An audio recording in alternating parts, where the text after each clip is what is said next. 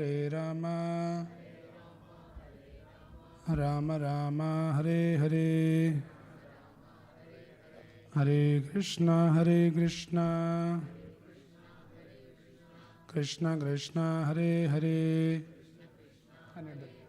Hare Rama, Rama Rama, Hare Hare, Hare Krishna, Krishna Krishna, Hare Hare, Hare Rama, Rama Rama, Hare Hare. Hare Krishna. So thank you everyone for joining. We'll be discussing something very important today. So before that, we'll just do a quick recap on what we have been discussing. Okay, I have to stream it once again. Those who are joining online, for them.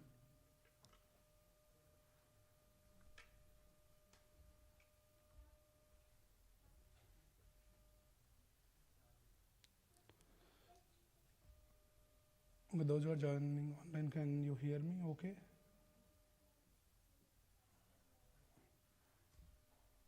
Okay, those who are joining online, can you hear me okay? Yes. Thank you. Hare Krishna. Okay, so we have been talking about Bhagavad Gita.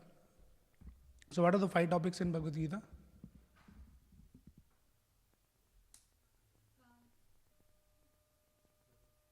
We said that Bhagavad Gita essentially talks about the 5 topics.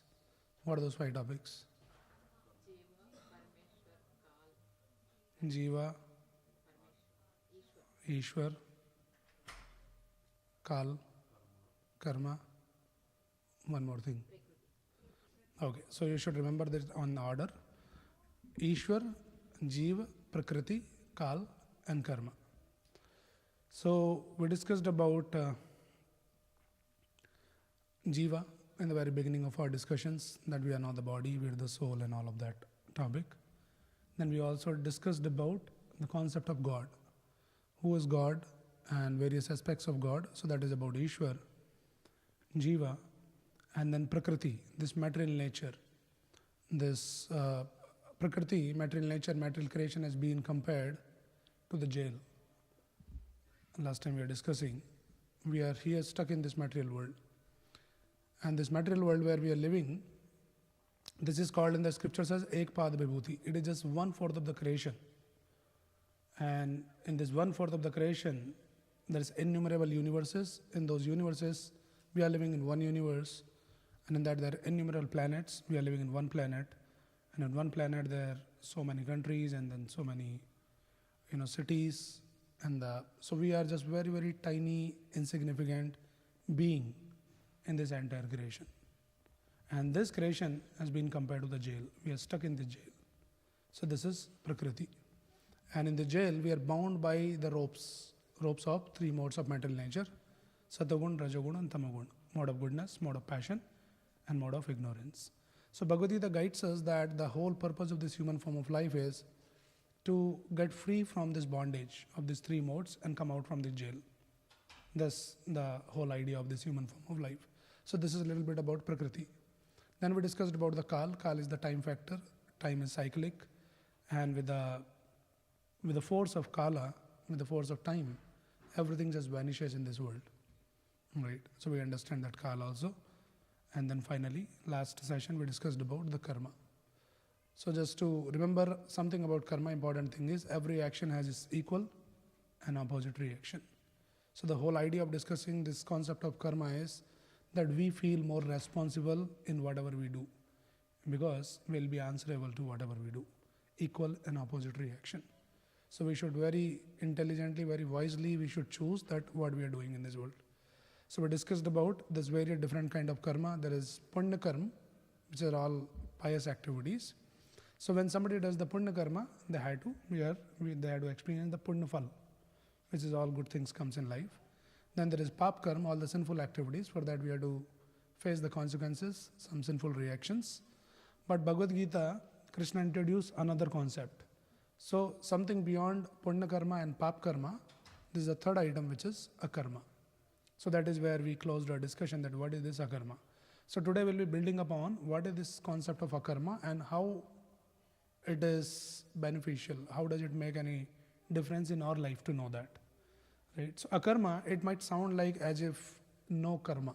We are not doing any activities, but that is not the meaning of akarma. Akarma means the karma done in such a way that does not bring any reaction. Like we understood, if you do the punya karma, punya phal will come. You do the pap karma, pap phal will come.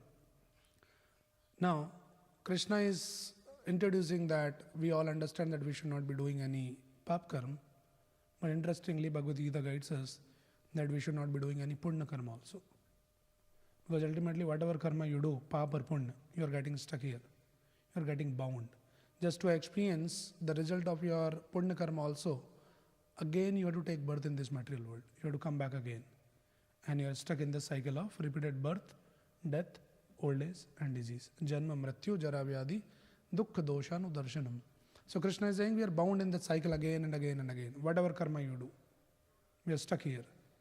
But the idea is to come out from this bondage, come out from this jail. So then we should learn the art that any karma you do, it should not bring any reactions, any kind of reaction. Is it possible or not? Say yes or no, at least some answer you should say. You can say no also, no problem, but say something at least. It is possible or not? Okay, maybe it's a safe option. Maybe we don't know. Yes. Yeah, that is the honest answer. Maybe impossible, we don't know. Right? So one thing is, if Krishna is saying there's something called akarma in Bhagavad Gita, means it is possible. He is not telling something which is not possible, which is not practical. So yes, akarma is possible. How is it possible? We have to understand through Bhagavad Gita, and we'll try to understand in today's discussion what is this akarma. Like any karma you do, it does not bring any reaction. Right? Otherwise, karma is very, very complex. In the 4th chapter, Krishna talks about this concept, karma, vikarma and akarma. So we already understood that karma is like every action you do, there is equal and opposite reaction. So you just keep getting implicated more and more and more, whatever you try to do. It is just like the example you can think of, a newly built tar road, which is still sticky. So when you try to walk there, you put one feet there and get stuck. And you try to remove that, for that you have to put another feet, that gets stuck. And then you put another feet, that gets stuck. So whatever you do, you are just getting stuck there. So this is the karma is, right? You remember those old style cassettes in our times? So there are two sides, A side, B side, right? So one side is getting collected, another side getting released. And then you try to release this side, then other side get collected. So karma is like that. Whatever you do, you are just getting implicated. So we all need a karma. Now what is this concept of a karma is? Very simple. I'll give you one example that will make sense. Think of this, think of a soldier, who is well trained by the government. Government spent a lot of money, a lot of time in getting them trained. And after the training, they give them the ammunitions, all the weapons and everything. And this soldier, he goes to the battle, to a war. And he uses all his training, all his skills, all his weapons, ammunitions, everything, and shooting and killing the people in the opposite camp, in the opposite army. Right? So for killing as many as he can kill, that much rewarded he will be. So once he come back after killing so many people, then he is rewarded. So in general, killing is bad. But if he's killing, he's using all his skills, his possessions in killing the enemies, then he's rewarded. Now think of the same soldier, he goes back home on the vacations, and there he picks up some fight with his neighbor. And just in the course of that heated up fight, he takes out the gun and shoots one person, and he kills. What will happen to the soldier? Would he be rewarded for that? He will not be rewarded, he will be punished. Whether he might have some court-martial or something like that. So what is the logic? Like, on one hand, he killed like hundreds of people, he was rewarded. On the other hand, he just killed one person and is punished. What is the logic? Intention? Limit to the boundary. What else? Yes, he is actually, in one case, he used all his skills, all his weapons for someone who was provided and he was expected to use it for them, which is the government's cause. On the contrary, everything was given by government, but he used for his personal interest, personal agenda. That is when he becomes a criminal. This is the answer to what we are discussing today. That in this world, we are all blessed with, first of all, this human form of life given by God, and then whatever intelligence, whatever skills, abilities, possessions, whatever we have, it is all God given. And that is what we understand from Bhagavad Gita.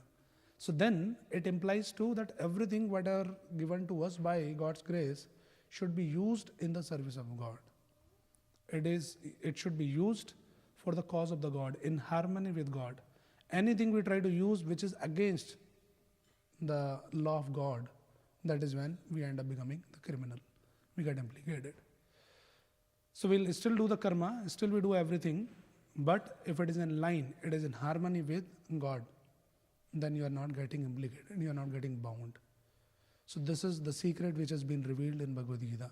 So it is not like akarma means the different set of activities you have to do. You'll be still doing the same things, but with what intention? What is the intention behind? For whom you are doing it? You are doing for your self-interest versus you are doing in the interest of someone who has provided you all this. The little funny story of these two friends. So they're walking, and there's this rich man. He has a big bungalow, and there's a big boundary ball outside. So you see that in India, people on the big balls, they go and then stick the bills and all those things. So this rich man was all the time he's getting very irritated, agitated. These people come and they put all their advertisements and all the bills. Every time he'll see that, he'll go in anger, irritation, he'll go and remove. But every other day, somebody will come and put that. So one time, these two young boys, the two friends, they were just walking by. So one of the friend, he knew that, this owner of this house, he really got mad on someone who just put these bills here. So he thought of some prank on another friend who didn't know all this. So he thought, I should just have fun. So he asked another friend that, if you can paste this one paper on this wall, I'll give you $100. So that's the easy thing, like what's the big deal in that? I'll go and, paste it. So he put one ladder there, he goes up on the wall, and then he was like sticking that bill. And in the meantime, there's another friend who wanted to have some fun. He goes inside the house and he calls out the owner, hey, come, see that who's there outside. They're, putting some bill on your wall. So this person, the owner, he was angry, furious. He came running in that anger and he wanted to really punish. And the moment he came there and he saw that this boy is still up on the ladder and trying to pay something, now another boy is just waiting, now there will be fun. He will shout at him and probably he'll beat him up, something like that. But the moment this person comes and he sees something and he started smiling.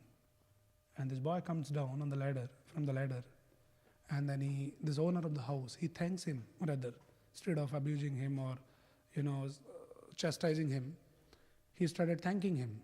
So this another friend, he said, what happened? Like, I thought he will just, be mad on him. Then this owner, rather he gave him the $100, rewarded him. So this boy was not able to make out that what happened exactly. And this owner went inside after thanking him. So then he asked his friend, hey, what magic you did? I thought he will just chastise you, something like that. And this friend says, look at this. What did I do? So then he looked up and he saw that he stick a bill, which bill says that please do not stick any bills here. So it worked out in the favor of the owner, whatever he did. And when he did something which was in the favor of the owner, he was rather rewarded than the punished. So activity is same, but intention. If it is in the favor of the Lord, it is as per the instruction of the Lord, in the harmony with the Lord, with the divine. That is what is the art of akarma. Instead of getting implicated, we will be rather rewarded by doing those activities. Right? So this is what the whole idea is, that this human form of life, it is said in the scriptures in the Mahabharata, dharmo hitesham adhiko vishesho dharmena hina pashubhi samana. So this human form of life is meant, it is given to us to pursue the principles of dharma. So if we learn the principles of dharma and you start leading your life as per the principle of dharma, then every step you will be rewarded, then getting punished or getting implicated. Right? So this is the art of akarma. In the Bhagavad Gita, 4th chapter, text number 18. Those who want to refer, you can just go and read that. So there, Krishna introduced this concept of karma, vikarma and akarma. I'll just read it out, just pay little attention. In the beginning, it might sound like very contradictory, but it is a very beautiful verse, which says, Karmani akarma ya pashed akarmani cha karmayaha sa buddhiman manushyesu sa yukta krishna karmakrit. So the meaning of this verse is, okay, you have to pay a little extra attention to this. It might sound a little complicated. So translation is this. One who sees inaction in action. One who sees inaction in action and action in inaction is intelligent among men, and he is in the transcendental position, although engaged in all sorts of activities. So one who sees inaction in action and action in inaction. How many of you understood this? Looks like there's no action here. Right? So it sounds a little complex, but it is very easy actually. And that is the art of akarma. Inaction in action, what it means. So everybody is doing a lot of action in this world. We all had to do the actions. We cannot do without action. Krishna says, Nahi kashit chanamapi jati tishtati akarmakrit. None of us, no one in this world can be without karma. Akarmakrit. You cannot do without action. You should be doing all the time. While sleeping, we are active. You are active in your brain. That is how we dream and all of that. So a lot of action is happening. But one who sees in action, okay, there a lot of action is going on here. I have to put them on in action. One second.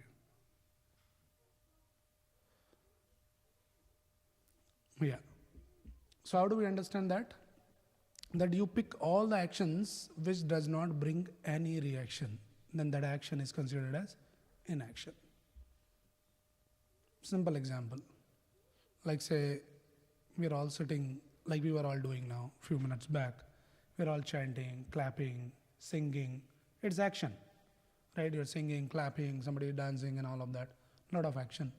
But for this action, actually there's no reaction. Because this is a different action. This is a karma category action. So though there's a lot of action is happening, but there is no inaction. So inaction in action. And then action in inaction. So many times, people they think, many times because they don't read Bhagavad Gita, they don't understand. So they say that, what if people are simply sitting and chanting Hare Krishna, like better you do something meaningful. Do some meaningful work. What the chanting Hare Krishna for few minutes or few hours will bring you. So it should look like inaction. That is, there's no meaning to all of that. Some people say like that. But we understand from Bhagavad Gita that this is the best action that we can do for our soul.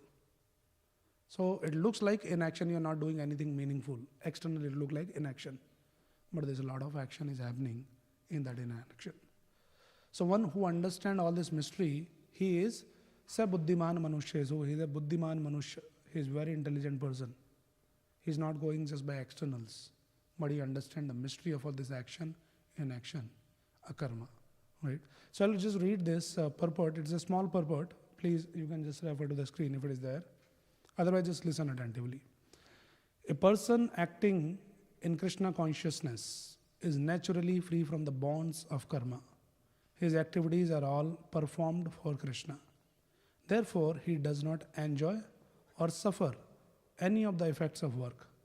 Consequently, he is intelligent in human society. Even though he is engaged in all sorts of activities for Krishna, akarma means without reaction to work. The impersonalist ceases fruitive activities out of fear, so that the resultant action may not be a stumbling block on the path of self-realization. But the personalist knows rightly his position as the eternal servitor of the Supreme Personality of Godhead. Therefore, he engages himself in the activities of Krishna consciousness. Because everything is done for Krishna, he enjoys only transcendental happiness in the discharge of this service. Those who are engaged in this process are known to be without desire for personal sense gratification. The sense of eternal servitorship to Krishna makes one immune to all sorts of reactionary elements of work. So I'll just explain this, what is happening here. When you understand your constitutional position and you start acting in that position. So our scripture says that we are all part and parcel of Krishna. We are Amsha of the God. So when you start acting in that consciousness that I am the part of God. So if that consciousness is very prominent, then whatever you do in this world, you are not getting implicated. Every action it turns into inaction. So there are two kinds of activities one can do here in this material world. One is a desire for sense gratification. Sense gratification means desire for that you want to enjoy so many things in this material world. That can be one of the intention. And there can be another intention which is desire for Krishna's gratification. That I want to do a lot of things to please the Lord, to serve the Lord. So there is always a driving force. But what is your driving force will determine whether you are getting implicated or you are getting liberated. The best example you can think of is Arjun and Duryodhan. Externally speaking, both are fighting. Both are on the battlefield, both are shooting the arrows, both are killing the people. So externally, in the action there is no difference. But there is a big difference between their consciousness. What is the consciousness? Arjun wanted to fight for Krishna. Personally, he did not want to fight. That is how we see Bhagavad Gita that in the first chapter is saying that I don't want to fight. I don't want even the kingdom, all these opulences. That was his personal desire. But then Krishna says, no, you fight.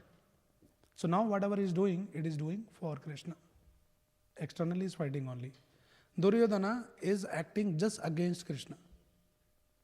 And there is this episode in the Mahabharata wherein before the battle of Mahabharata, Krishna thought why to unnecessary, get involved in all this fighting and killing so many people. Let us just settle down the matter. So one time Krishna planned that let me go and talk to this Duryodhan. And if we can manage, we can settle the whole thing without battle. That will be great. So this is peace proposal. So Krishna goes personally to Duryodhan. And he says that I know that you are very ambitious. You want to become the king.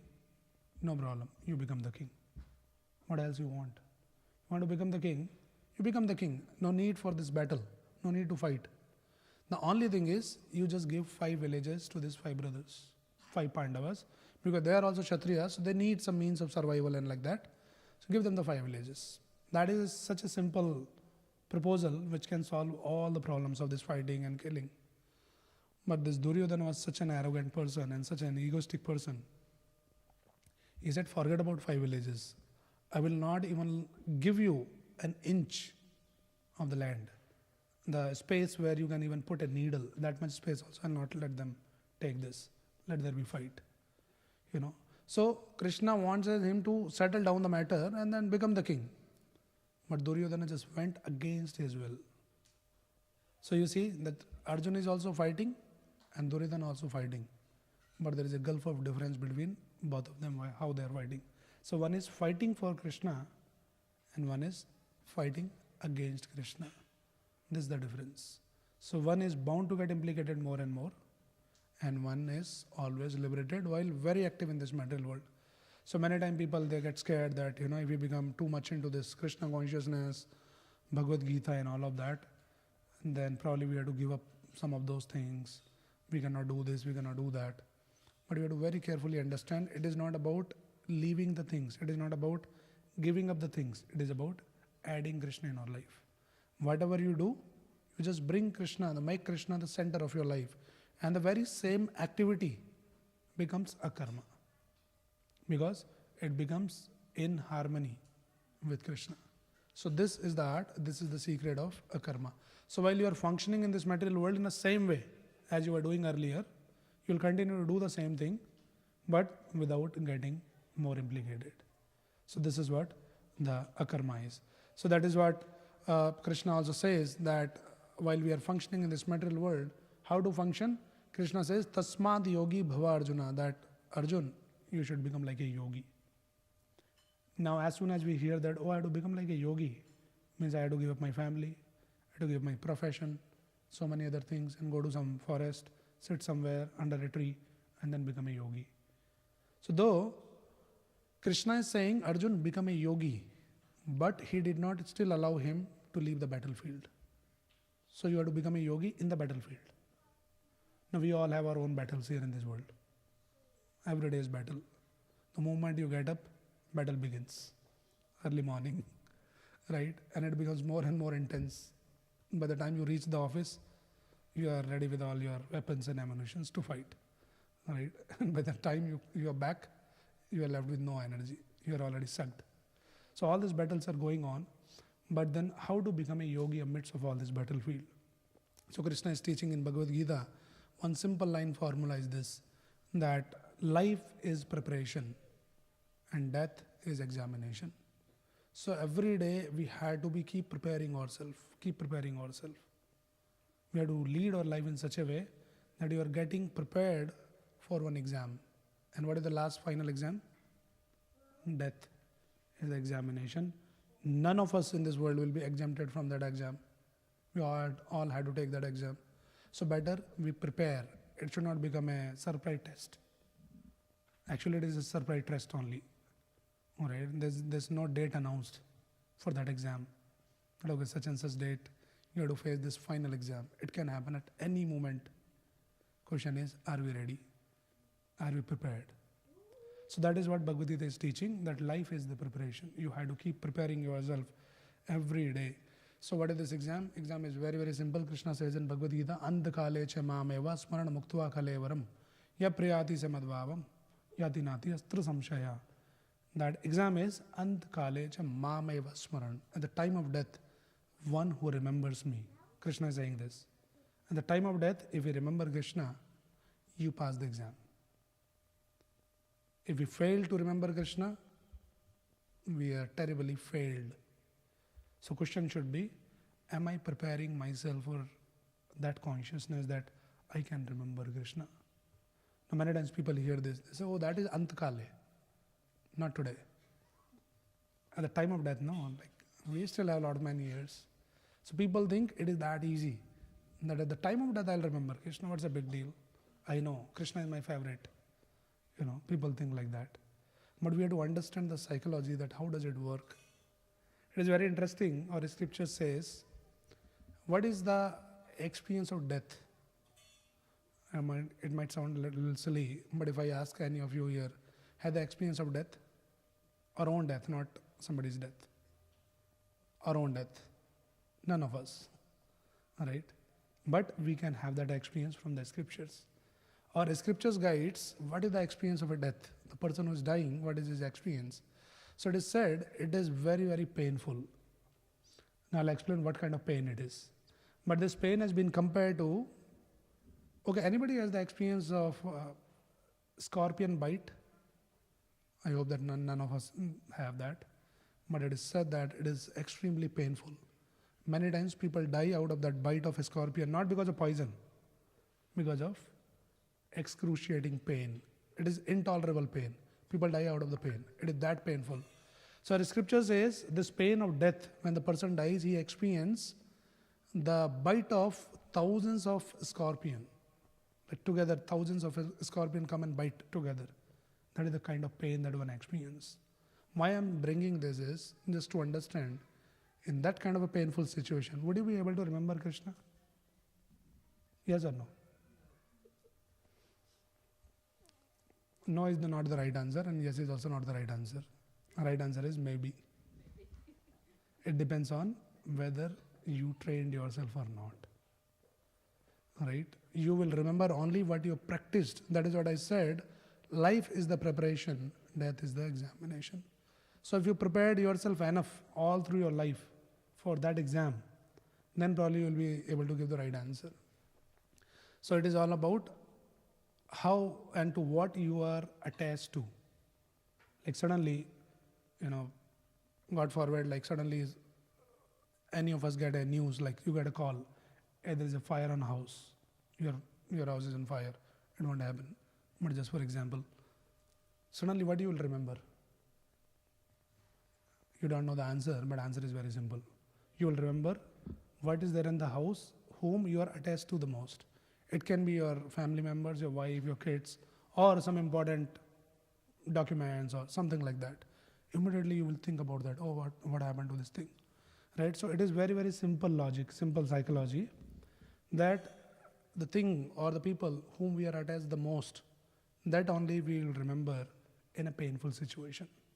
So when Krishna is saying, Antakale che mam eva smaran, at the time of death, one should remember me. How will you remember Krishna? If you are not prepared yourself, you are not developed any relation, any attachment, any connection with the Lord, then it will not come. So this is what it is. So Krishna is teaching here that whatever we do in this material world, we should lead our life like a yogi. Yogi means who is always in Krishna consciousness. That you are externally functioning in this material world, but internally you are always connected to the Lord. And that is what the Bhagavad Gita is teaching. So Krishna teaches in Bhagavad Gita, this is the art, this is the formula. Tasmat sarveshu kaleshu mam anusmara yuddhacha maya arpit mano buddhir. So Krishna is saying, sarveshu kaleshu, in all situations, in all circumstances, mam anusmara, my smaran, remember me. But yuddhacha, keep doing your yuddha also. So this is the art. So you keep functioning in this material world, but internally you remember Krishna. So that has to be practiced. It won't come just like that. And if you reach that state of consciousness, and which is very much possible by some practice, that we'll be learning today. What are those practices? That your consciousness come to that level where you always remember Krishna while you are functioning externally in this material world. So this is what is the art. And when you do that, you remember Krishna. Krishna confirms you are the greatest yogi. Read 6.47 Bhagavad Gita. After explaining different kind of yogas, Krishna is concluding there, 6.47 in the last verse of 6th chapter, where Krishna says, he says, Yogi nam api sarvesham madgatena antaratmana shraddhavan bhajate yomam same yukta tamamadaha. First he said, become a yogi while you are functioning in this world. Now you understand yogi means what? It is not about some externals. Your external appearance, your external dress or a hairstyle, that is nothing to do with the yogi. Yogi means your consciousness where you always remember Krishna while you are functioning in this world. Clear?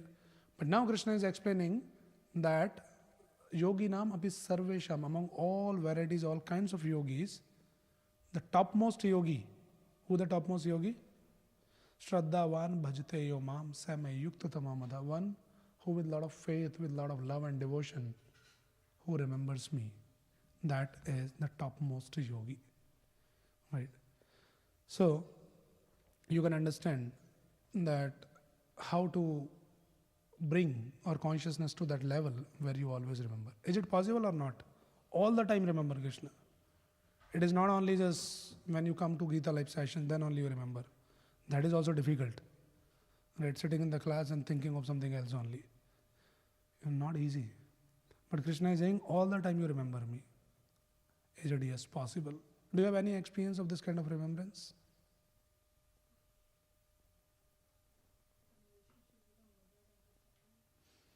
Actually, we all have that experience, but probably we did not pay attention to that. We always remember our near and dear ones. Remember doesn't mean that you keep chanting their name all the time. Like say, a father goes to the office. Does it mean that he forgets the wife at home or the kid at home? He might be busy in the office with so many meetings, discussions and all of that. But in the back of the mind, there is always my family, my kid, my wife, my husband. That remembrance is always there. So this remembrance, what we are talking about, this remembrance, there is a secret formula that how this remembrance comes. What is the trigger? What is the root of this remembrance? We are saying all the time we should remember Krishna. But how to bring that remembrance all the time? It is very, very simple. When there is a love, then automatically there is a remembrance. If there is no love, there is no remembrance. It is very simple formula. So, whom you love, you will remember. And then again, this remembrance is not like you are chanting their name, but in the back of your consciousness, that person is always there. Right? So this is the kind of remembrance that Krishna is basically implying here, that we should be developing that consciousness, and that is what is the yogi means. So you can look like a modern yogi, right? Not you will be in your suit boot, going in the office, in the corporate, and still you are yogi at heart. So this is what is very practical thing that Krishna is talking. He is not talking about give up this, give up that most of the people get scared of, right? So this is the formula which Krishna talks through this analogy of a lotus. A lotus which grows in a muddy pond. In Hindi say the kichad mein kamal. Like it is surrounded by all kinds of dirt and the filth. But lotus is untouched. This is the way, this is the art of being in this world. So one line formula you have to remember this, that be in this world, but not of this world. You have to be in this world, you have to function in this world, but not of this world, like a lotus. So lotus, though it is in that muddy pond, but it doesn't belong there because there's no connection. So if we can learn that art, then you can understand. It is called Padma Patra Mebam Bhaja. Padma means the lotus leaf untouched by that muddy water. So we should learn that art that while you are functioning in this material world and then become the yogas. So when we are talking about this yogi, it comes from very famous term called yoga, which is very popular, especially in this modern age. Everybody is talking about yoga. All varieties of yogas are there. The latest what I heard was the beer yoga. No, I'm not just kidding. It is real. Like you go, like I don't encourage you to go and check, but it is. So people are just coming up with all kinds of crazy ideas. Like in one hand you have a beer bottle and then doing some yoga like that. So all kinds of crazy yogas. So we have to understand carefully what is this yoga, from where this yoga is coming. This yoga has been explained in Bhagavad Gita. Bhagavad Gita is actually also famous as the book of yoga. Yoga comes from the root word yuj. Yuj means to connect, to link, right? So the literal meaning of yoga is the process which helps you to connect, to link you. Link what? As we understood that we are the Atma, we are the soul. So the soul has to have some connection, some link with the super soul. So Atma and Paramatma. So any process which helps you to connect our Atma or soul to the super soul, to Paramatma. And that process is called yoga. Now this stage of yoga, this stage of connection, that linking, can be attained through different various processes which has been explained in Bhagavad Gita. There are different types of yogas as explained, famously as Karma Yoga, Jnana Yoga, Ashtanga Yoga and Bhakti Yoga. Different types of yogas, different people can pick based on whatever appeals to them. So what is Karma Yoga? In very simple words, that yat karosi yad ashnasi yad juhosi dadasi yat. Whatever you do, whatever you eat, whatever you offer, Krishna is saying, first is offer it to me and then do. So through your karma, you are connecting to Krishna. This is called Karma Yoga in simple words. Then what is Jnana Yoga? Jnana Yoga means that you understand that Krishna is the Supreme Lord and whatever I am doing in harmony with Krishna. In that knowledge, that Jnana is there, and in the knowledge you are functioning in this world and you are doing everything. Now, it is very interesting to note, we are talking about becoming a yogi. Some of you might be wondering, like, I don't know, like, how easy or how difficult it is to become the yogi. But the good news is, for all of you, those who attended all these sessions and paid little bit attention to all what we have been discussing, you already become a yogi. You did not realize. So I'm revealing you. So just celebrate. You're all yogis here. And now which yogi you are? Are you a Karma Yogi, Jnana Yogi, or Ashtanga Yogi, or Bhakti Yogi? You are actually all the yogis. I'll tell you how it is. See, on Saturday evening, you're sitting here for 2 hours. You might have so many other things to do. You know, your friends might be calling. But all your karma you gave up and you prioritize this. So all karma over this karma. Like, oh no, I had to go to temple, I had to attend the session. If I'm not able to go there, then I'll attend online or something like that. You're prioritizing your activities for this, for Krishna. You become the Karma Yogi. When you come here, you hear about Krishna. We discuss all that. And one after another, you know, the curtains are opening. Layers are opening. Oh my God, I didn't know this new things. And you're like thinking, oh, now I know. Krishna is supreme. Okay, now I understand why Krishna is supreme. What is my relation? What is my connection? Then knowledge is coming.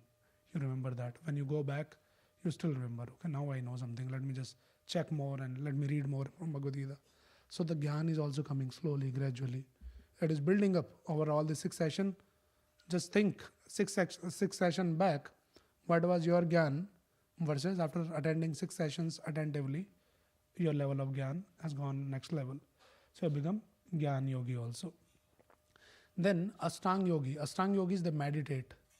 So invariably that meditation also happens because you listen a lot of things here, then you go back, you remember some of the things, you try to share with someone, maybe at the home, family, that this is what we discussed, but I did not understand this, how to understand this. Some meditation is going on, some discussion is going on, either with yourself or with somebody else. So this is called meditation, which is what is the Ashtang Yogi. But Krishna is saying the topmost yogi is Madgatena Antaratmana. Shraddhavan bhajate yo mam. With Shraddha, with a lot of devotion, bhajate yo mam. One who chants my name, one who remembers me. That is the topmost yogi, and that is Bhakti Yogi. So we make you to chant here. So we end up become the topmost yogi, the Bhakti Yogis. So congratulations all of you that you are all topmost yogis now. Right?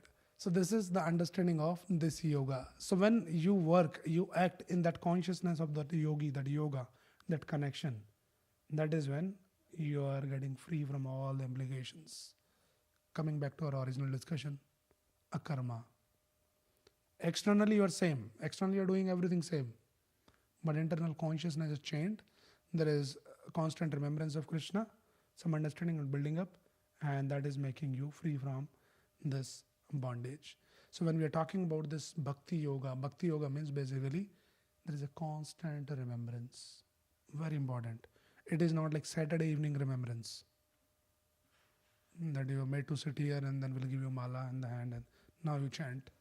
Not like that. It is basically we are all getting prepared and learning, but there is a constant remembrance. And as I said, this remembrance comes from love, and love has to be developed. Now love is not like an overnight thing, like the modern love. They call it love aajkal. Some movies, right? It's fascination, it's just lust. That is not love. Our scriptures talks about love. Everybody is talking about love. Right? The movies are talking about love, the cinemas are talking about love, the songs and the novels, everybody is talking about love. Our scriptures, Bhagavad Gita and Bhagavatam, they are also talking about love. But there is a big difference. One love is implicating you, the so-called love. It is not love actually. There is a definition in one of the literature. It is said, Atma Indriya Priti Tara Bole Kam, Krishna Indriya Priti Dhare Prem Nam. This is the definition of love. Atma Indriya Priti. When there is a lot of interest for Atma Indriya means for your own sense gratification. That I want to enjoy this, I want to enjoy everything in this world, and I want to enjoy everyone in the world. This is Atma Indriya Priti. So this has been described as Kam. Kam means this is lust. You are always so self-obsessed. You can't think anything else. You always think about what is there for me in it. If I'm going to temple, I'm chanting Hare Krishna, Prabhuji, kya milega? If I chant Hare Krishna, what I'll get? Which is also okay, but consciousness is what's there for me in it. This is called as Kam, lust. Krishna Indriya Priti Dhare Premanam. The real prem, their real love is Krishna Indriya Priti. When we think, how can I please the Lord? How can I serve the Lord? How can I, render some seva to the Lord? But that consciousness comes. The thought comes. That is what the real love is. So when there is a love, then automatically there is natural remembrance. So this is the difference between lust and the love. So we should work on how to develop that love in the heart. It's not easy. Okay, let me ask you this simple question. How do we develop love in this world? Like say, think of an example of a young boy and young girl. How they develop some love or whatever. There's no love as such, but whatever fascination, but whatever they call it love, how it builds up. Connecting. Say more. How they like, how they build that. Looks like nobody had the experience of love in this world. Huh? All are already so detached. Maybe too much experience of love.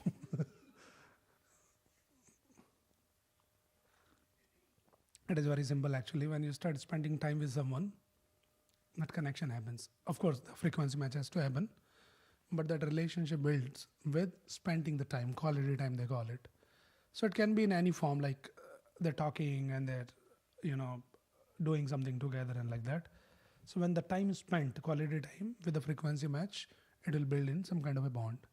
So this is the same formula which is applicable for connection, for building up our connection with the Lord. When we start spending some time with the Lord, then you will see that knot in the heart start building up. That connection start building up. And that spending time with the Lord can be done in so many different ways. Like now you are all sitting here 1 hour, 2 hour. It is basically spending time with Krishna, not with me, because I'm talking about Krishna. Of course, with me also. But ultimately, we are all together talking about Krishna. You are hearing about Krishna, right? Gradually, some interest will develop. Then we inspire you to chant Hare Krishna mantra, chant the name of the Lord, start chanting the name. Little more time added in your life with Krishna. Then we say, okay, read Bhagavad Gita every day, at least 1 verse, 2 verse, right? Then that additional time is added in your life. So you see, a lot of time which is going in so many other things, little time you are taking out and you are spending the time with Krishna. So to the degree you are spending the time and the quality time, to that degree you start building up that bond, that connection, that feeling, that emotion, right? And gradually it will become very, very pure. So this is what is the idea of this love. And in that love there is a constant remembrance. In that remembrance, when you act, you become a yogi. And when you act on the level of yogi, you are already acting like on the platform of a karma. You are not getting implicated. Now there's various ways of doing this bhakti or whatever we are calling devotion. In the Srimad Bhagavatam, there are 9 ways of practicing devotional service has been explained. I'll not go into all these 9. I'll just give you some brief summary like in 1 or 2 minutes. What are those 9 different ways of doing the bhakti, practicing the devotion? So it is called Navada Bhakti. Nav means the 9, Navada Bhakti. So it has been explained in the Srimad Bhagavatam by Prahlad Maharaj. He says, Shravanam Kirtanam Vishnu Smaranam Bhada Sevanam Archanam Vandanam Dashyam Sakyam Matmana Vedanam. So these are the 9 limbs of bhakti. How you can start your bhakti? Shravanam, by hearing. Simply just by hearing about Krishna, which you all have been doing. You not to do anything. You are just simply sitting nicely comfortable in a good place and you're just listening. But one thing you have to give while listening. What do you have to give? What is that? Your attention. You might be sitting and acting like as if you are listening, but attention might be somewhere else. Then opportunity missed. So if your attention is there, you are building your connection with Krishna just by sitting and listening. Very, very powerful process. Very easy. You need not to do anything. Just give your attention. So that is one process. And this has been explained the most powerful, most profound, most easiest process to build your connection with Krishna. Hearing about Krishna. So this is Shravanam. Shravanam, second one is Kirtanam. Kirtan means not only just listening about Krishna, but chanting about Krishna, talking about Krishna, like we are doing the Kirtan. Very easy. You can enjoy that. And by singing for Krishna like that, you can build your connection. But as a bros, you don't do this Kirtan daily. How do we do that? So that is when you can chant on the beats every day, Kirtanam. Or you hear Bhagavad Gita, read Bhagavad Gita, talk, share with someone. This happens, Shravanam and Kirtanam. So like that, this is called Navada Bhakti. We'll do a dedicated session for all the Navada Bhakti later. But just to give the idea that how we can become the topmost yogi, which is Bhakti Yogi, developing that love for Krishna, just by hearing and chanting the name of Krishna. It is very, very easy, right? And then you become the topmost yogi. So this is one way. Gradually you become Karma Yogi, and then Gyan Yogi, then Ashtang Yogi, and then topmost is a Bhakti Yogi. But somebody asked, but this sounds like very complex. Gradually, first we have to become Karma Yogi, Gyan, Ashtang, and Bhakti Yogi. Is that the only way? So good news is, yes, that is one of the way, which is like the conventional way. But there is a shortcut way also to directly go on to the top floor. Bhakti Yogi, the topmost yogi, we understood already. Somebody says, Broji, I want to become the Bhakti Yogi, the topmost yogi. How can I become? So it is very, very simple. One is like going to the top floor by staircase, Karma Yogi, that all whatever I'm doing, let me just offer it to Krishna. Then Gyan Yogi, let me read all the scriptures. Then Ashtanga Yogi, let me just try to sit and meditate and focus. And then finally I'll become a Bhakti Yogi. It is like going through the staircase on the top floor. Another way is you press the button of elevator, get in the elevator, press another button, and you get down on the topmost. So now the good news is that in this modern age of Kali Yuga, we have given the access to that button. So you need to go through all this staircase now, one after another. That is very traditional way of doing it, very tiring, very exhausting, and there is it's a risky way. Like you reach some floor and you might get just lost, all right? But you just get into the elevator, directly you reach on the top floor. So we are talking about this top floor now. We have to go to this top floor. How to do this?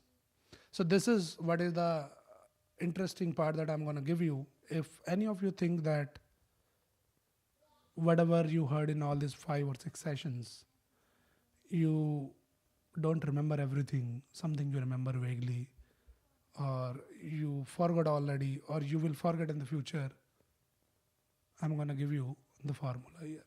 If you forget everything, do not forget this, what I'm going to tell you now. That is like the button which will take you on the top floor directly. Very, very important and very easy to remember.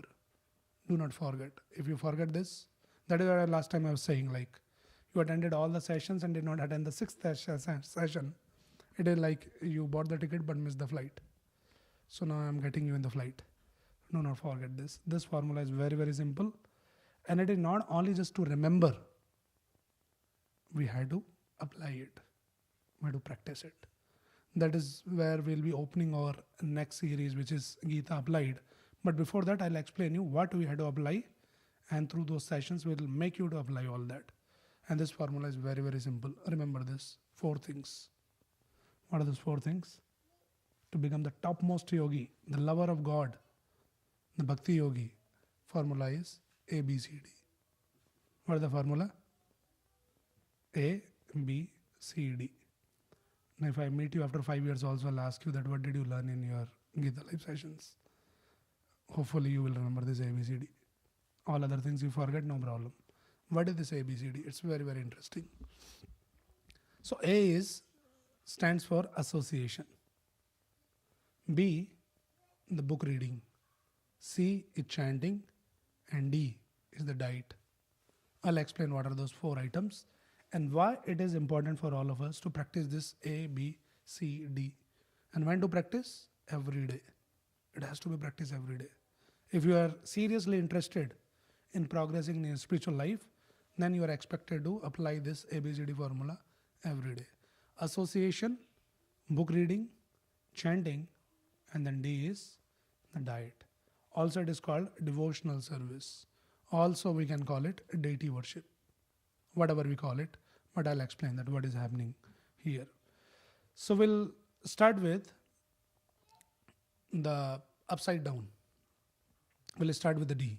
Why it is important? You should be asking this question. What will happen with this ABCD? It's very interesting to note what will happen exactly.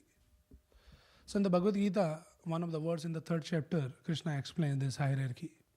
He says, Indriyani paraniyahur indriyabhya paramam mana buddhi parasastu.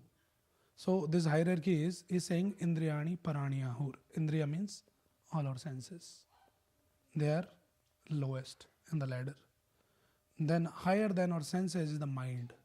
Higher than the mind is the intelligence. And higher than the intelligence is our ego. Ahankar. So what Bhagavad Gita is teaching us is, at every level there is a contamination.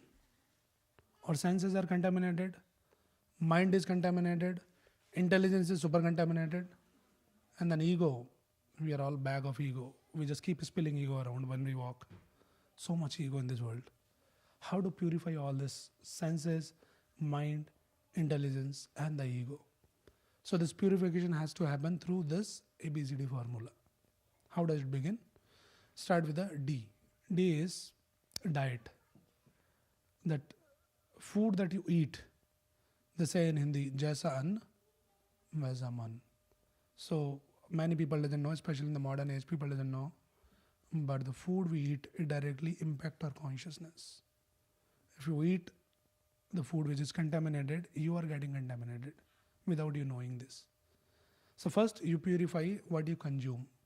Now let me just clarify and add a little more. This food is not only the food which you eat in your mouth. That is just one type of food. There is a food for all the senses. This is the food for the mouth or the tongue. But then what you hear, what you see, what you watch, everything is you are consuming it, and it is impacting your consciousness. So first of all our senses has to be purified, and that purification happens through that diet. So first at that level, at the level of senses, we should become purified. Of course, our food should be purified. We'll talk about all those things. What is this purified food and how to get that, how to make it, and all of that. We'll learn that. But just to understand that when we do this D, the diet, you work on it, it starts purifying you at the level of senses. That's very important. Level 2, go up. Your mind. What is our mind? Mind is like a monkey. Keep jumping. It is not only like monkey. The monkey which is bitten by a bee, he becomes more restless. Alright? And it is not that also. The mind is like a monkey who's bitten by a bee, and this monkey who is little intoxicated also. You can just think what kind of havoc it can create. And you are living with that monkey mind. So we have to make this monkey mind into monk mind, yogi. So this is the formula. How do you do that? So how to control the mind? Not easy. Scriptures gives us the guidance. It says, Manatrayate iti mantra. When we chant the mantra, now you understand why we insist on chanting the mantra. We always keep reminding you, please chant, please chant. Because that is the only formula. This mantra chanting is the only way to control the mind. Right? So when we start chanting the mantra, like a snake charmer can tame the snake. So in the same way, this mantra chanting can tame the mind. That is why this mantra chanting has to happen. This is called C. So D purifies your senses. C purifies your mind gradually. Now come to next level, even more difficult to control, which is our intelligence. Our intelligence is contaminated from all the sources. So we had to purify your intelligence, the wisdom. And that purified intelligence comes from B, the books. The books of transcendental knowledge or scriptures. We had to read the books like Bhagavad Gita, Bhagavatam, Ramayana, Chaitanya Charitamrita. There's so many. Start with something. But every day you should be feeding your intelligence with all this pure knowledge, and it just keep purifying, keep purifying. So senses are purified, mind is purified through chanting, intelligence is purified through the books of transcendental knowledge. And the most hardest part to purify is our ego. Very difficult to purify ego. You can chant at home nicely, and then you read the books, you do everything. But as soon as you come with some people, and there's a little difference in opinion, something, suddenly you see the big demon is coming out. Ego. How to purify the ego. So for that also, there is a formula given in the scriptures. This ego can be purified in the association of devotees. There is a certain language that we all by default use in this world. And what is that language we all use invariably? Bhagavatam explains, everybody is in that ego of aham mameti.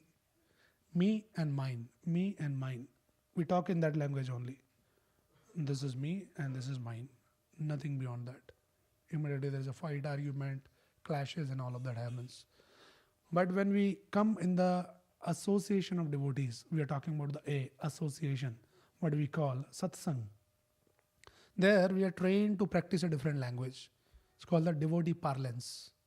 Parlance means like what kind of vocabulary, what kind of language you use. You go to the corporate, you use certain language there.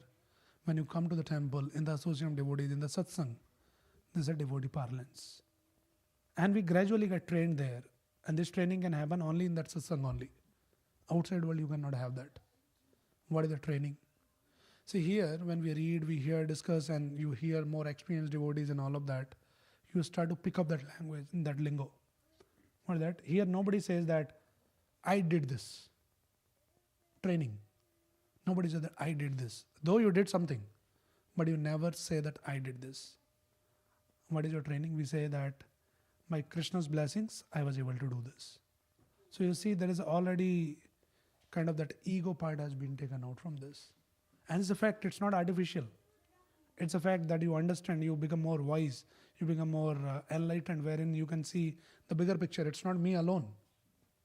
Always Krishna's grace, Krishna's blessings are there. And because of that, I'm able to do what I'm able to do today. So you see the people that are talking that language. You know, if Krishna so wishes, then I'll be able to do this. I can do this if Krishna blesses me. So that I is becoming secondary here. And then Krishna is taking the higher seat. You see that ego is automatically by that culture is getting crushed. Otherwise in the outside world you have to prove yourself I. Sometimes people doesn't do anything but they don't want to take the credit. It is so I-centric. Right? So that I was saying, like jokingly, I said we are all I specialists. You know, we always work on I. That my name should come on top, whether I did or not. If I did, then I'll fight and I'll die for that. But sometime if I did not do something, still I should be on top. I specialist. But this I is such a dangerous thing. You know, one of the scripture explains, they say that unless, see, they are all very deep things if you think a little more. It says, unless I go, I cannot go. Unless I go, that ego goes, I cannot go. You cannot go up spiritually. Materially, you might be very successful or whatever, people will glorify you. But unless this I go, I cannot go. So this is very, very important and not easy to just crush this ego. For that, we require this association of devotees, wherein all the like-minded people come together and we use the same devotee parlance, that language. Wherein if you think something about I, somebody else will remind you. It is not you, it is Krishna. If you do something like, you know, many times we sing nice Kirtan, people come and say, oh Prabhuji, very nice Kirtan.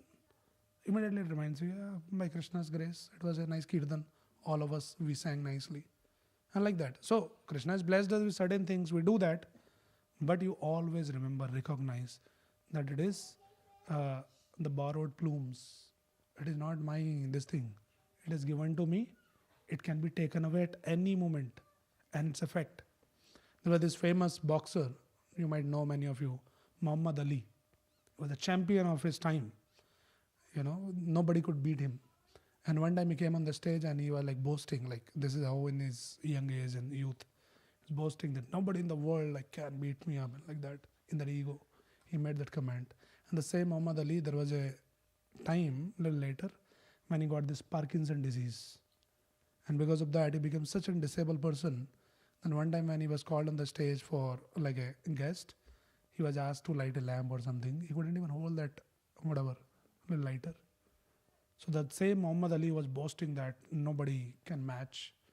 And the same Muhammad. So we should always remember, and this is a fact. Something is given to us because of which we are very capable today. We should not become so egoistic and so puffed up. We should always remember, this is given to us. Let me use it. And let me use it for what? Go back. For whom? In the interest of the one who has given me all this. Let me use it. So far he wants me to continue with this. I'll use it for his service. The moment he decides to take away, I'm happy. It's like that. So this is the ABCD formula. And very, very important, if you forget everything, do not forget this ABCD. Okay, so let us just recall. A is for association of whom? All your friends and your colleagues, and that is anyway going on. Association of devotees, the satsang, that is the association. Otherwise there is a constant association is going on, Maya's association. But if you want, Krishna's association, devotees association. So A is for association, B is for which books? Novels, all fictions, science, No, books of transcendental knowledge or scriptures like Bhagavad Gita, Bhagavatam, Ramayana, or all that wisdom books. So B for book, C for chatting. Chatting is anyway going on, but chatting should turn into chanting now. Chanting the holy name of the Lord. Hare Krishna, Krishna Krishna, Hare Hare, Hare Ram, Ram Ram, Hare. Such a simple yet profound process. Every day we should chant. And D for diet from Swiggy. I don't know like what and all different options are there. But diet means the right food. We'll talk about that. But basically the food which is sanctified, which is offered, not contaminated food. Not the food which is restricted, which is prohibited in the scriptures. Not that food. So this is the ABCD formula. Now, just to close our discussion, how do we practice this daily? Now you are all feeling fired up. Oh yeah, this is nice. ABCD, I'll do daily ABCD. But by next week, all tanda. This is what happens. And it is not your problem. This is human conditioning. So unless we get into the habit of something doing and somebody helps us to handhold and then take us forward, and at one point you think like, now I'm confident enough that I can walk myself. So in the beginning the child needs like somebody handhold and make him walk. But at one point when child is learned to walk, then you leave and they'll keep walking, right? So that is where we are happy to announce you to join us for Gita Applied. We'll be applying all this what we are talking here. It is not just only about talking, but very important is that we apply also in our day-to-day life. The show that format that what we'll be doing. I'll just explain a little bit what we are doing in this. Okay, we just made it very easy, considering so many factors we have done in different formats. But this time we are doing the format which is only for, again it is a series of 6 sessions, but we'll be doing 6 sessions in just 3 weeks. 3 weeks. So 3 Saturdays you will continue like this. And apart from that, 3 more sessions will happen during weekdays online on the Zoom, which will be Wednesday 8 to 9.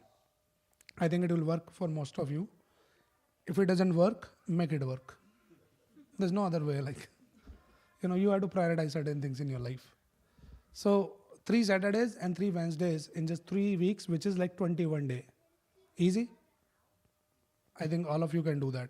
But now here is the most important thing, which I want all of you to understand very carefully.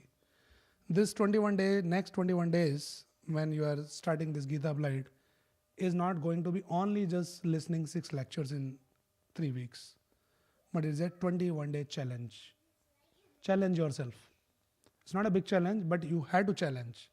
If you want to go rise high, you have to challenge yourself. And the challenge is very simple. It is every day 15 minutes commitment from all of you. At 8:30 in the evening, 8:30 to 8:45 on the Zoom, you'll be added to the group and you'll be sent the reminders. You just join there. And what we'll do in that 15 minutes?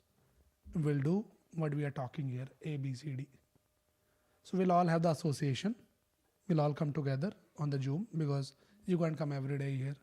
So we have the Zoom association. That is A part. B part, we'll read something for 5-10 minutes. We'll pick something which is helpful for you to understand at that stage. And we'll be reading, discussing, explaining a little bit. It is just 5-10 minutes. Together we'll read and some question answers. And another 7-8 minutes we'll be all chanting together one round of Hare Krishna mantra on the Zoom call. So the C part is also taken care. So A, B, C. And D part, which is diet, which we can just show you a plate on the Zoom, but you manage yourself that. We'll teach you that also what to do about that, because there's no technology evolved that we can feed you through the Zoom. So we'll just teach you the art that how to do that. So if you're all ready, please just go forward, and I encourage all of you to join this, because again what will happen is like you listen something and it is very nice, and then we don't really apply in our life and don't learn how to apply. And then it's just a matter of few days. Everything will be wiped off. And then you will say, oh yeah, we attended Gita sessions, it was nice. What you learnt? Nothing we learnt. It was nice. Mostly, at the most, you will remember what was the menu in some of those days.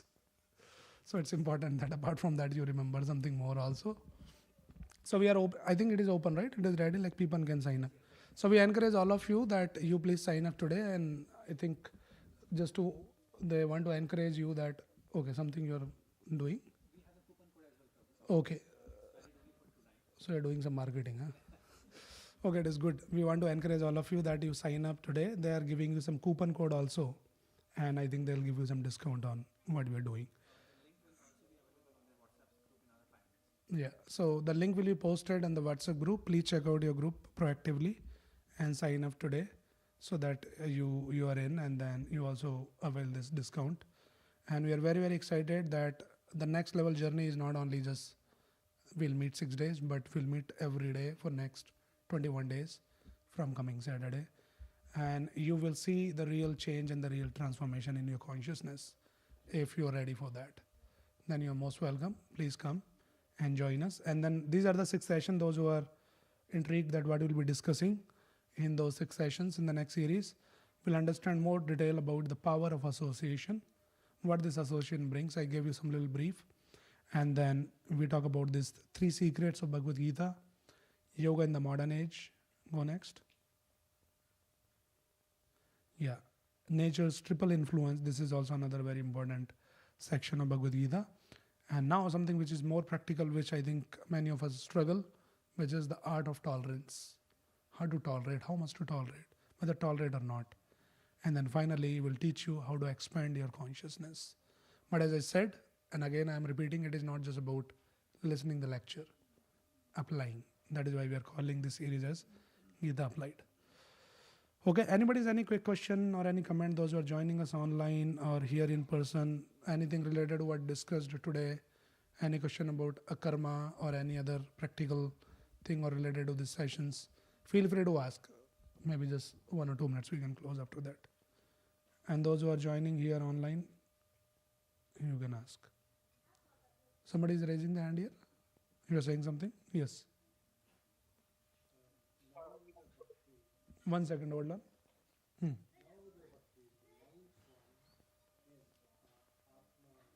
Atma Nivedanam.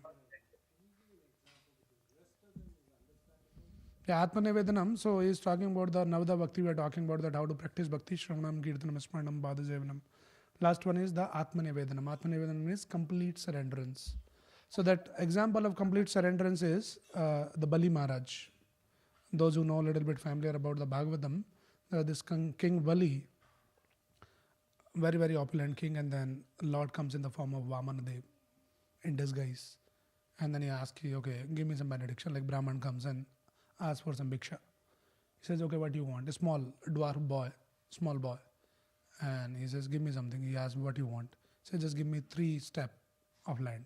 He says, you are such a small boy, how much you can measure in 3 steps? Ask more. So no problem, give me 3 only. That's enough. I'm a Brahmana, I'm very satisfied. So he says, okay, take 3 steps. And then he was actually Supreme Lord himself, but in the 3 steps, he measured everything. In 1 step, top to bottom, all this earthly planet, and the 2nd step, all the upper planets. For 3rd step, there was no space left. He says, where should I put my 3rd step? You promised me, give me 3rd step. He says, nothing is in my possession, you already measured everything, entire universe, And then he says, that you can put on my head. There's the only space. So this is the complete surrenderance. These are all little advanced subjects we'll be talking in the future to understand how to apply that in our life. Okay, anybody else? Those who are online, somebody was asking some question. Okay, so if there's no questions, the next is we'll proceed for Prashadam. Oh, we have to get the certificates also. Oh, we are running a little late. Okay, we'll just, because those who qualified, those who attended all the 6 sessions, you're qualified for receiving the certificates. We'll just quickly do that and then we'll go for Prashadam. Okay, so I think they'll call out the name. You just come on the stage.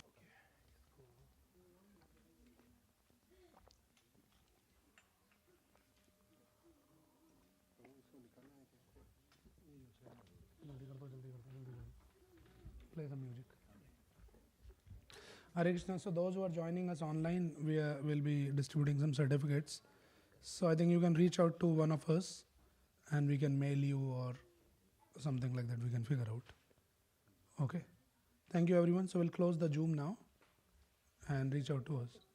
Hare Krishna. We'll see you in the next series. Okay, any other question? Anyone has anything to say or add something? Any ideas? Any suggestions? Feeling good. You'll feel more good when you go to that hall. That feeling good will be in completion, frozen. Okay, so we didn't realize, I think it's a long weekend, a lot of people, they planned their own something. That is why. Ideally, in this session, most of the people are here. Today it is a little less, but it's okay. Okay, so how many of you started chanting already? Please raise your hand. Okay, I see one. Gaurav, your Amrita. Okay. Priyanka Mataji, Venkat. You are also raising hand? Yes, Kanika. Okay. No, I'm just trying to recall the name. Bab, Ram, Babu. Okay, you are, wait, Vineet, Sushma, Anand, Rituraj. Okay, I don't know these kids' names. Dia, Ria and Rian. Okay. And those are sitting in the front benches. They're acting like back benchers. They're not raising their hands. Okay, so then those who are not started chanting, please do start chanting daily. It's very, very important, as we said. Otherwise you hear everything and then don't do.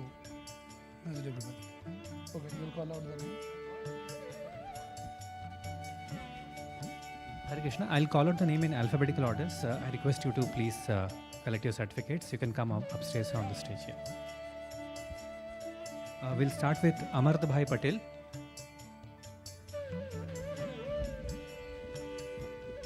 Apolak Boratpur.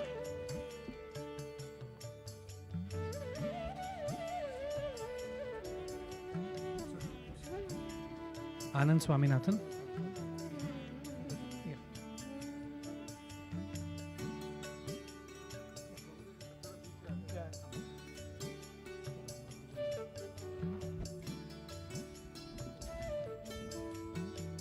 After Anand Swaminathan, Gaurav Kamath and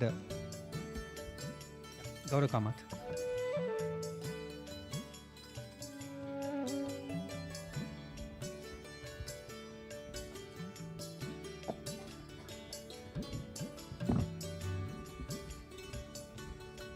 Jay Jhala.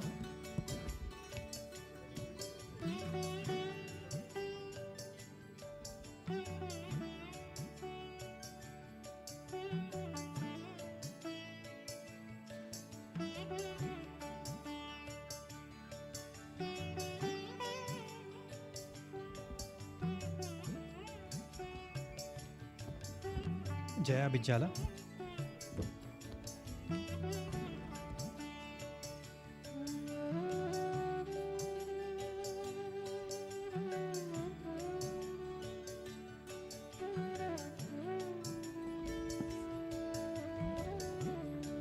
Please clap for us. Please clap for everybody.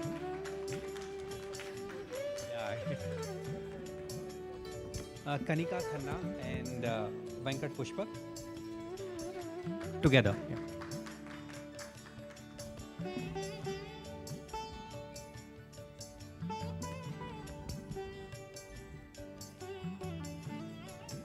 And Preeti Shinoy and Nitish, please.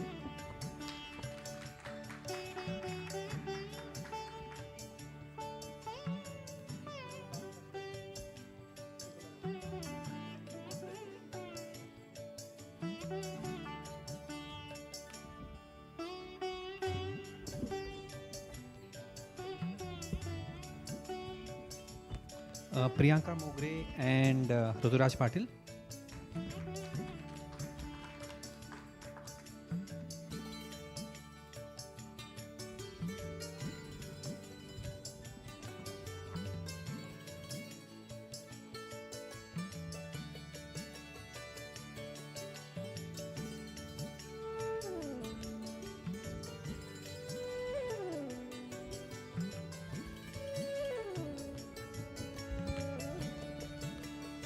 Priyanka Mittal, next.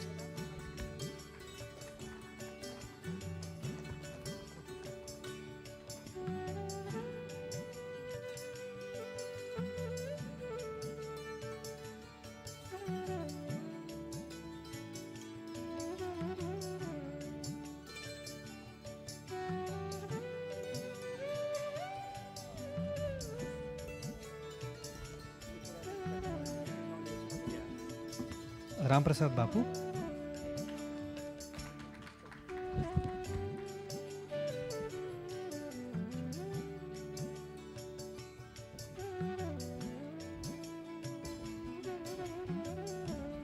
Roshni Kulkarni.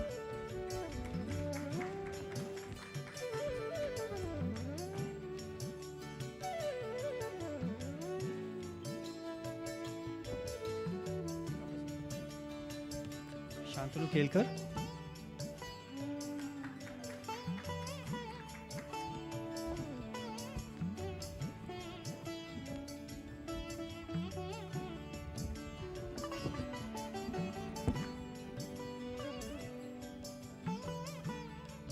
We have Shruti Nagendra.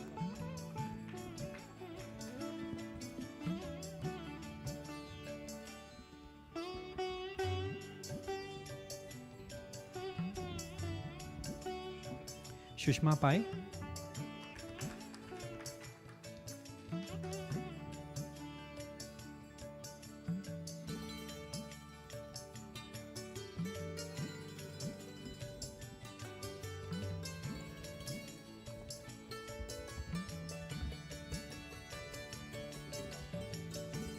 We have Shilpa.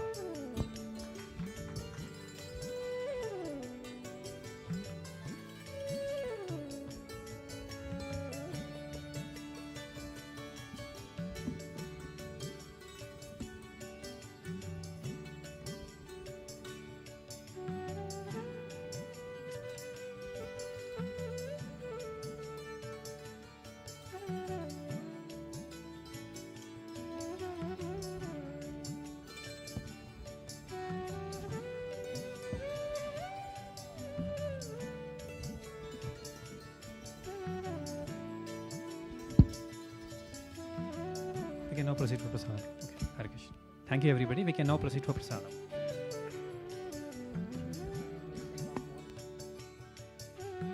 In case if you have any questions, Prabhu will be available in the same prasadam hall. You can ask your questions there. Yeah, Hare Krishna.